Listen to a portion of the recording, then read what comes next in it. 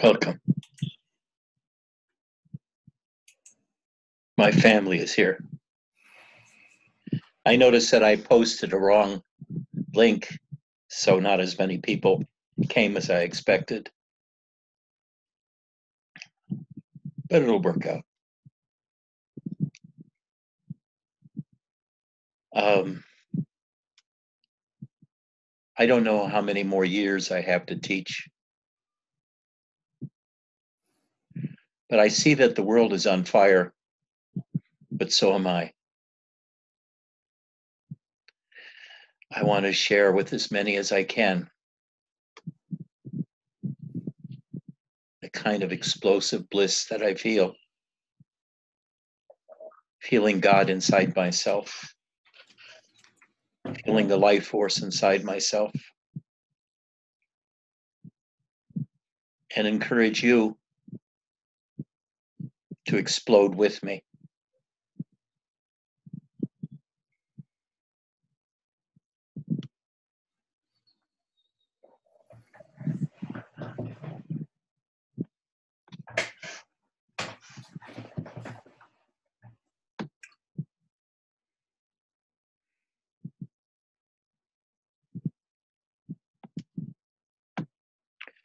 You know, in this age of Me Too,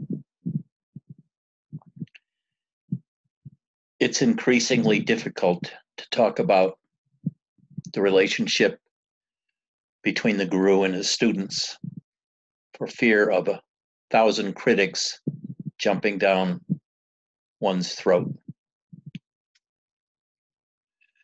I remember Robert saying he had to be very careful about what he said, or they'd stone him to death. Look at what's happened to Muktananda, Shankarananda, Chaitanananda, and all the others. Because they had sexual relationships with their students, they're denounced like Epstein is being denounced now. And anybody that has anything to do with sex with students is to be attacked, destroyed. But I'm not talking about sex.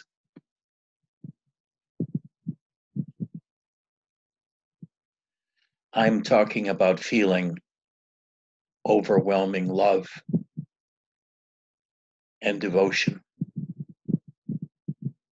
and surrender for another person.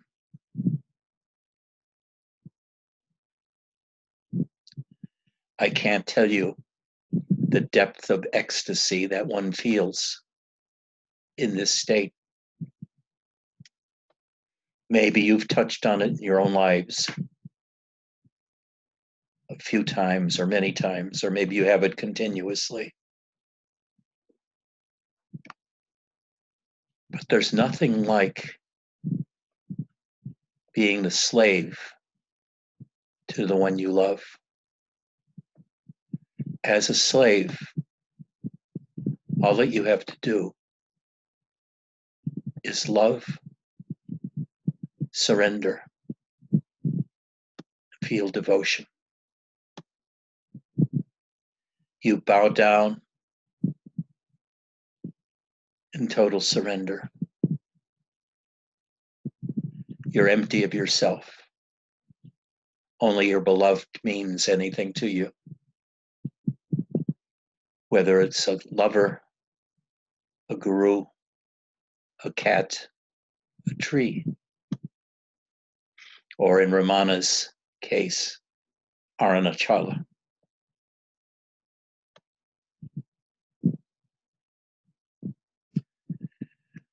You are filled with such ecstasy that you feel you can't move. Your mind is gone. There are no thoughts there. There's only you who is empty of anything, and your beloved, who is the sole focus of your attention. I will always talk from my own perspective rather than to make up a theoretical scenario.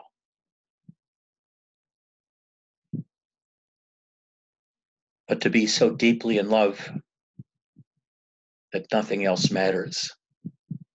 Not food, not paying the rent, paying the mortgage, going out for dinner. All you want to do is be with your loved one in quiet surrender, lying next to her, sitting next to her in a theater, listening to sacred music, touching each other, hand in hand, or paw in hand, and feeling the ecstasy of the life force in you who so desires her. With all your heart, all your mind, all your spirit, you desire her. You see something in her, you feel something in her. What you feel is her life force, because she's not an ordinary person. Maybe many in the world consider her a wacko because she's unusual. She doesn't fit into society very well. She has no care for that.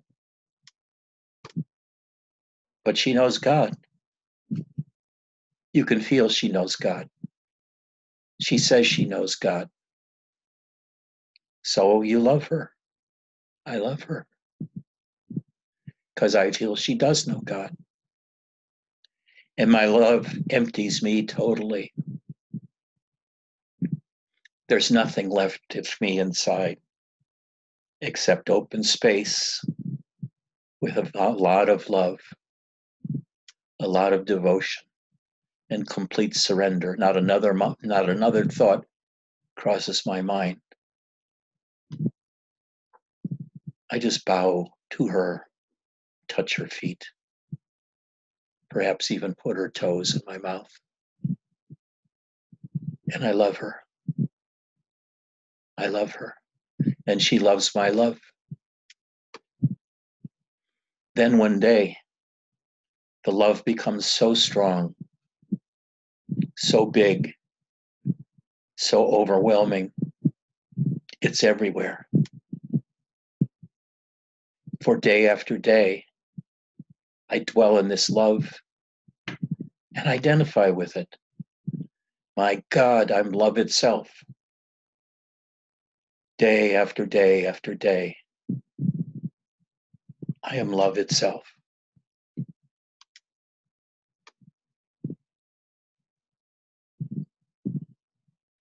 Then one day, I'm sitting quietly in my easy chair. I'm feeling especially good. I woke up feeling especially good, especially happy.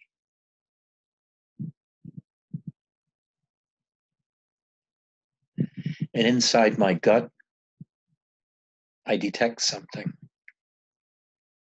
amazing, something incredible. I detect this power within me, rising, rising, rising, like a volcano. It's filled with light, as Robert said, the light of 1,000 suns and infinite power. And it rises up out of my gut into my heart, and now I'm taken completely. And the light continues to rise and explodes outwards into the universe and surrounds the whole universe with the light of consciousness. And my energy is ecstatic because now I know God. God has dwelled in me all this time. So I am witnessing God, and yet He's separate. But at the same time, I feel a kinship. And gradually, over the months, I get to know that both God and I are one. We are both manifestations of the life force within each of us. The life force, sitting in our hara, the lower gut, the power of life. It's there as God, and it's there as me, an incarnation of God. God the universal resides there as the essence of the life force itself. And God the individual is there as Ed Muzika, or as Ralph, or Stevie, or Michael, or Vesselina, or Angela, or Spencer, or Jay, or Vijay, or Shane, or Tove. And you realize you are God himself or herself. The experience was that I felt God was a male in this situation. And now I find it much clearer to picture God as a female because of the wild energies that I feel, the love that I feel, the devotion I feel.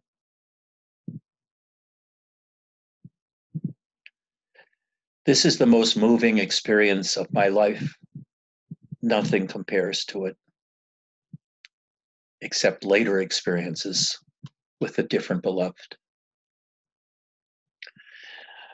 But on any of these experiences of the manifest self, the self that is manifest in the world, that gives life to this body and gives life to my sentience, my ability to feel, to see, to hear, to understand, to notice,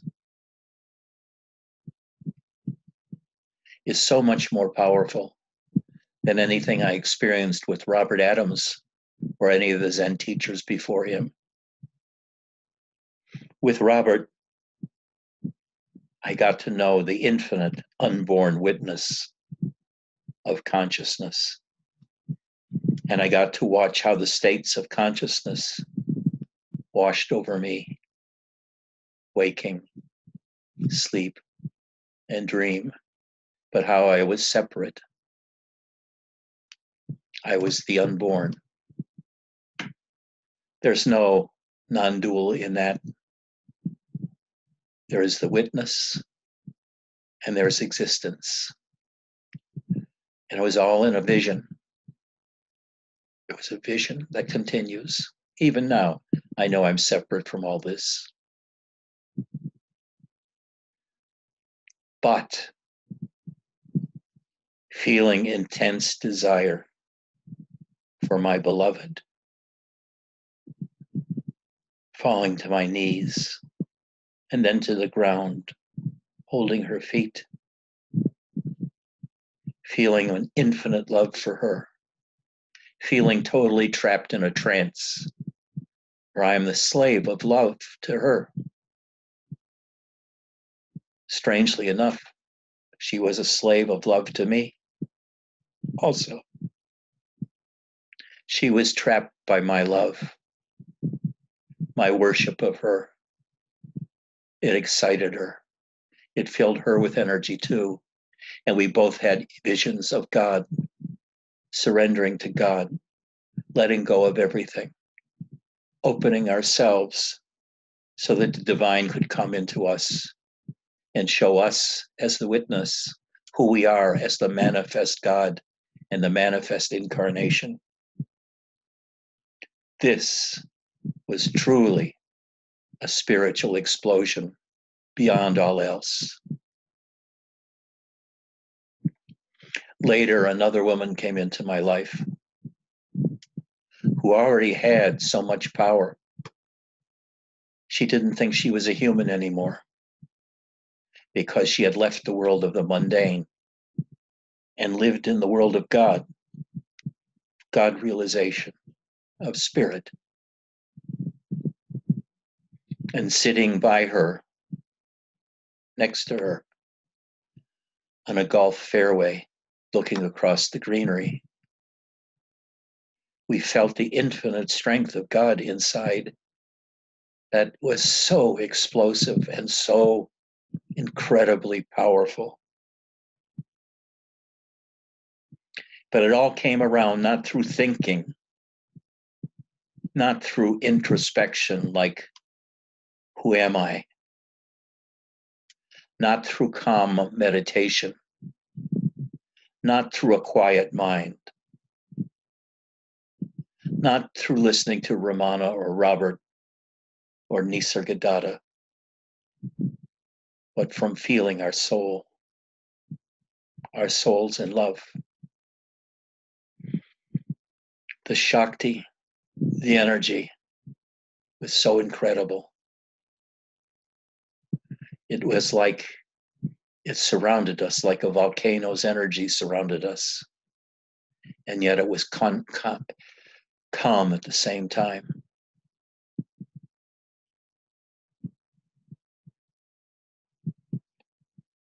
Just being next to each other in absolute silence, filled with tens of volcanoes of energy that felt about to explode. The power in both of us grew. The Shakti grew. And now we can give it to others directly, not just talking about it, not just saying what a great thing it is, or speaking about God's love, but by sharing the energies directly. By the way I speak, the words I use, the tone of my voice, and my projection of these energies out into the Sangha. Many of you can feel it. Most of you can feel it. So what we're going to do now is to listen to some chanting. Now, I'm going to play some chanting, but it doesn't come through to you guys too well. You can turn off my mic and listen to chanting yourself, going to my website, satsangwithedgy.weebly.com, and pick out a chant. Or you can keep my mic on and listen to it. Join me in the ecstasy of God realization, of realizing it through loving another incarnation, whether it be Krishna, Jesus, me, your own beloved.